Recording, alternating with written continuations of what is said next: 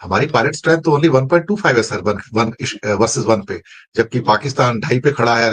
वो हम पांचवी जनरेशन की सोच नहीं रहे हैं और पता लग रहा है उसके पायलट्स जाके ट्रेन कर रहे हैं। सर आप तो पायलट रहे हैं सर, फाइटर पायलट रहे हैं सर आप तो, और वो जाके ट्रेनिंग ले रहे हैं J-31 के ऊपर वहां पर। और J-35 2 साल में 24 महीने में डिलीवर हो जाएगा। और कई बार मैं हैरान होता हूँ, पाकिस्तान से खबरें आ रही है इतनी जल्दी मॉडर्नाइजेशन कर कहां से रहा है वो ICBM कहां से बना रहा है 15,000 किलोमीटर की। अमेरिका को चिंता होती है, वो इतनी सारी सबमरीन्स कहां से लेके आ रहा है चाइना से और वहां से। हमारे लिए चिंता है सर वहां पर। 42 स्क्वाड्रन करीब करीब चाहिए हमारे पास, मुश्किल से 30-31 है, उस वर्चुअली डाउन टू 28 है। हम हमेशा पाकिस्तान को माइंड में रख के प्रिपेयर्डनेस करते रहे, लेकिन उनको हर चीज बोरो नहीं करनी पड़ती, हमें हर चीज बोरो करनी पड़ती। तो भारत के लिए मुसीबतें वेस्टर्न फ्रंट में भी बढ़ती हुई नजर आ रही हैं। और अब उसके पास स्टेल्थ टेक्नोलॉजी भी आ रही है साहब। हमारी पायलट स्ट्रेंथ तो ओनली 1.25 है सर, वन वर्सेस वन पे, जबकि पाकिस्तान 2.5 पे खड़ा है।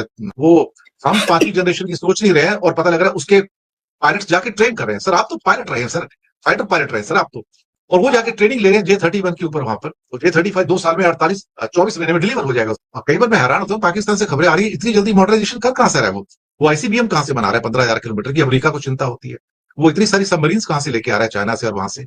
वो इतने सारे नेवल शिप्स कहां से लेके आ रहा है। और ये बड़ा ही मुश्किल सवाल है। हमारे लिए चिंता है सर वहां पर। मैं इन चिंताओं के ऊपर आपसे एक लास्ट ये उत्तर लेना चाहूंगा। भाई अभी तक तो थोड़ा रवैया ठीक था, लेकिन अभी रवैया भी थोड़ा बदल गया है, अग्रेसिव हो गए हैं, दोनों साथ में कल्यूसिव हो गए हैं, जो पाकिस्तान और चाइना। तो ये हमारे लिए काफी बड़ा चैलेंज बन गया है कि उनके पास जखीरा बड़ा हो गया सर।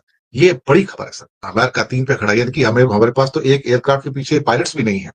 ये मैन पावर शॉर्टेज जो है ये काफी चिंता में डालती है एयर मार्शल साहब। तो ने तेज चलना थोड़ा देर से शुरू किया, तो अभी भागने से भी कैचअप नहीं होगा, हमको स्प्रिंट करना पड़ेगा। तो जिसको बोलते हैं ना कि हमको अगर 4th गियर में आ गए या 5th गियर में, तो हमको 6th गियर में जाने की जरूरत है। और उसके लिए पैसा बहुत खर्च करने की जरूरत है। और दूसरा, जो हमारे सेल्फ रिलायंस है, जो हमारी डिफेंस इंडस्ट्री है, इसको बड़ी तेजी से आगे बढ़ाने की जरूरत है। चाइना के जो बॉम्ब्स की संख्या 600 हो गई है, हम मुश्किल से 170 पे बैठे हैं, और शायद हो सकता है 600 से भी ज्यादा हो गई, तो ऑलमोस्ट जो बाकी देश बता रहे हैं। और हर एक बॉम्ब के पीछे उन्होंने 2 ICBM प्रिपेयर किए हैं, जो मेरे पास इंफॉर्मेशन है कि 1200 जो 15,000 किलोमीटर तक जा सकती हैं, चाहे वो अलग अलग वर्जन हैं, जो बाई फ्रॉम लैंड है, एयर है, सबमरीन से भी हैं, जो भी हैं। प्लस पेंटागन की एक और रिपोर्ट आती है जो कहती है कि चाइना के जो नंबर ऑफ ICBMs और IRBMs हैं वो काफी अप होते चले जा रहे हैं। तो एक प्रश्न आया था अभी, मैंने एक एक्सपर्ट से पूछा 2-4 दिन पहले, कि प्रश्न ये नहीं कि हमारे पास कितने टाइप की मिसाइल्स हैं, प्रश्न ये कि हमारे पास कितनी मिसाइल्स हैं। क्योंकि अगर हमने सबकी 5-5 रखी हैं, 10 रखी हैं, तो उससे काम नहीं चलेगा। आज की डेट में तो आप लंबी दूरी की अगर वॉर कर रहे हैं, तो फिर आपके पास तो हजारों मिसाइल होनी चाहिए, और उसका खर्चा बहुत ज्यादा है फिर तो, इतना बड़ा आर्सेनल बनाने के लिए। तो उस रियलिटी के हम कितने नजदीक हैं जहां पर चाइना खड़ा है, कि उसके पास जो नंबर ऑफ मिसाइल्स हैं, उस नंबर ऑफ मिसाइल्स पे पहली बार मुझे पेंटागन के माथे पर पसीने की रेखाएं नजर आई है सर। तो चाइना, और दूसरी चीज आप देखिए, हमारे चारों तरफ वो एक एक करके सारी जितनी कंट्रीज हैं उसमें थोड़ा बहुत कंट्रोल एक्सरसाइज कर रहा है। नेपाल देख लीजिए आप, लेटेस्ट बांग्लादेश देख लीजिए, म्यांमार हो गया, नीचे श्रीलंका में पोर्ट मालदीव हो गया, जिबूती में उनका बेस है, पाकिस्तान में तो ऑफकोर्स है ही सब कुछ। तो आप देखिए वो स्ट्रिंग ऑफ पर्ल जिसको बोलते हैं, हमको चारों तरफ से वो, तो ये जो इरिटेंट्स हैं, ये जो छोटे छोटे, ये सब बढ़ा के हमारी जो चैलेंज है वो बहुत बड़ा हो जाएगा। तो हमको इस समय मिलिट्री जो कैपेबिलिटी है वो बढ़ाने की जरूरत है बहुत तेजी से। ये बॉटम लाइन है। स्ट्रेंथ काफी कम हो रही है जी, ये आपने सही कहा कि 42 स्क्वाड्रन करीब करीब चाहिए हमारे पास, मुश्किल से 30-31 है, उसमें से भी शायद 2 स्क्वाड्रन तो MiG-21 के हैं शायद, मुझे लगता है, जो अभी तक फेज आउट नहीं किए गए, तो वो भी उसमें इंक्लूडेड है। तो कुछ एक्सपर्ट्स कहते हैं हम तो वर्चुअली डाउन टू 28 हैं। हम हमेशा पाकिस्तान को माइंड में रख के प्रिपेयर्डनेस करते रहे, लेकिन चाइना ऑफ लेट एक मेजर एडवर्सरी के रूप में निकल कर आया है, मुझे लगता है बड़ी चुनौती है। आपकी बात तो सही है सर, लेकिन टेक्नोलॉजी बहुत महंगी है आज की डेट में, और चाइना की जो टेक्नोलॉजिकल जो एज है वो बहुत बड़ी है, क्योंकि उनको हर चीज बोरो नहीं करनी पड़ती, हमें हर चीज बोरो करनी पड़ती है। We are almost lagged in technology, new technology. Budget को देखें तो कुछ ऐसा है कि हम तो मुश्किल से 1.9% अपने मिलिट्री पे खर्च कर रहे हैं।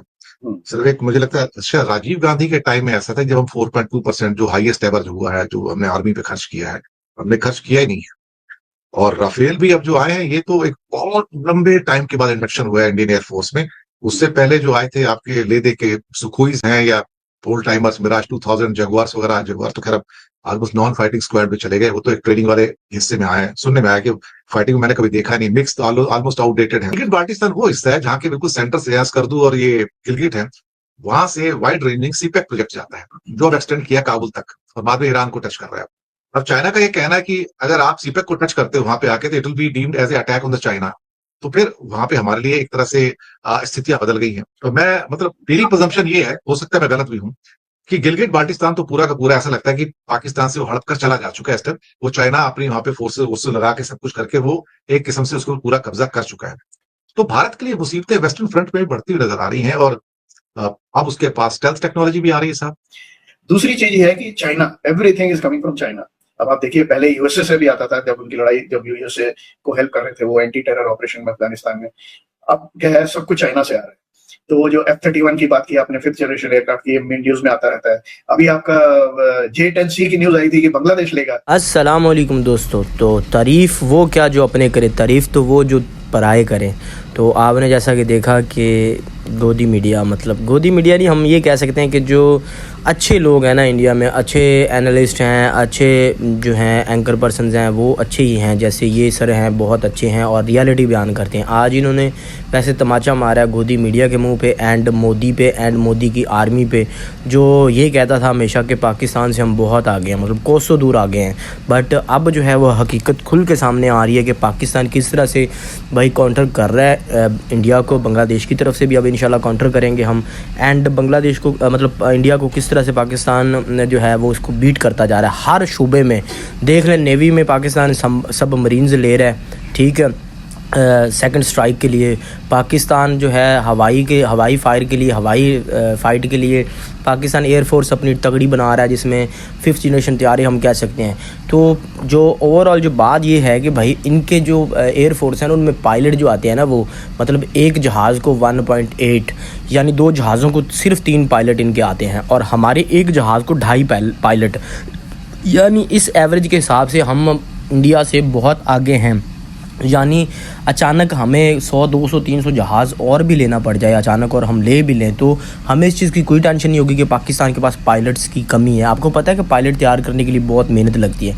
तो गोदी मीडिया को अब ये पता चल जाना चाहिए। एंड मोदी भगत जो सच्ची लोग बोलते हैं उनको नहीं, जो भगत हैं वो जो झूठ पे मान लेते हैं, झूठ को सच्चाई समझ बैठते हैं, भाई उनके मुँह पर तमाचा है कि कैसे तुम्हारी एयरफोर्स और तुम्हारी जो नेवी, तुम्हारी जो फोर्स है उसको किस तरह से डोमिनेट किया जा रहा है और कैसे उनको पीछे धकेला जा रहा है गोदी मीडिया की तरफ से एंड इंडिया की तरफ से एंड इंडियन गवर्नमेंट की तरफ से, मोदी की तरफ से। And Pakistan air force, Pakistan navy माशाल्लाह से कहाँ पहुंच गई, और हमें फ़ख्र होता है कि भाई हमारी एयरफोर्स, हमारी नेवी इतने अच्छे इकदाम कर रही है, इतने अच्छे। आने वाले वक्त में हम चाइना के साथ मिलकर बहुत बड़े जो है वो बिल्ड करने जा रहे हैं प्रोजेक्ट्स।